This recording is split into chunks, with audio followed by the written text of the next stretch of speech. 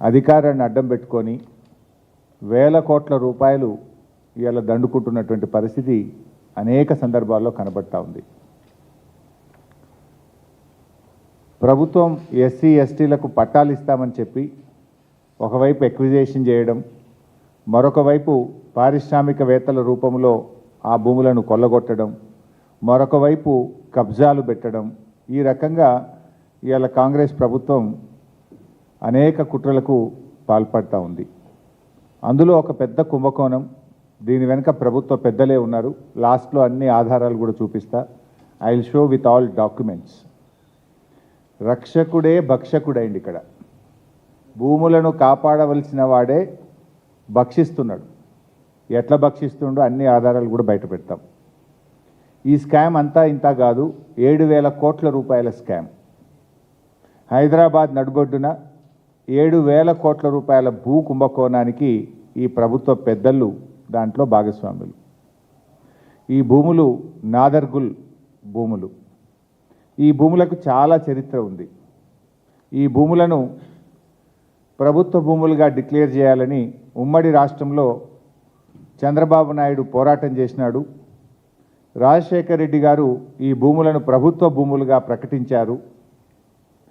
కేసీఆర్ గారి ప్రభుత్వం ఈ భూములను రక్షించింది. ఇప్పుడు వచ్చిన రేవంత్ రెడ్డి ప్రభుత్వం భక్షిస్తున్నది.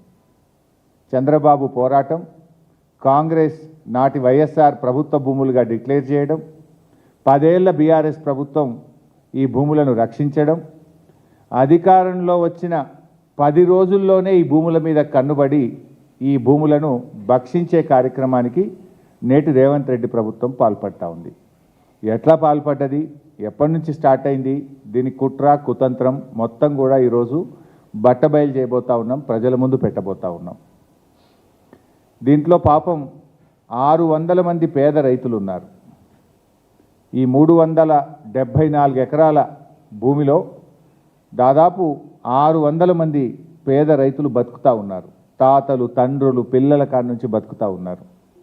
ఇవాళ వాళ్ళ భూముల్లోకి వాళ్ళని పోనీయకుండా బౌన్సర్లను పెట్టి పోలీసుల చేత దాడి చేయిస్తూ అక్రమ కేసులు పెడుతూ పేద రైతుల్ని భయభ్రాంతులకు గురి చేస్తూ ఉన్నారు. చాలామంది రైతులు బీఆర్ఎస్ పార్టీ ఆఫీస్కి వచ్చి మా దృష్టికి తేవడం జరిగింది. అది మా సబితక్క నియోజకవర్గం, మహేశ్వరం నియోజకవర్గంలో అక్కగారి దగ్గరికి వెళ్ళి ఎమ్మెల్యే గారుగా కనుక చాలామంది రైతులు అక్కగారికి చెప్పుకున్నారు, బీఆర్ఎస్ పార్టీ దృష్టికి తెచ్చారు. అయితే ఈ కేసులోని అన్ని వివరాలకు వెళ్ళే ముందు చాలామంది రైతులు ఇక్కడ కూడా వచ్చారు, ఇవాళ బయట ఉన్నారు ఇంకంతమంది. 2 మహిళా రైతులు ఈరోజు మా ముందున్నారు.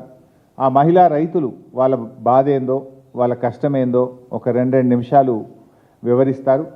ఒక అమ్మ పేరు కర్రె కౌసల్య, ఇంకొక అమ్మ పేరు గుడాల మమత.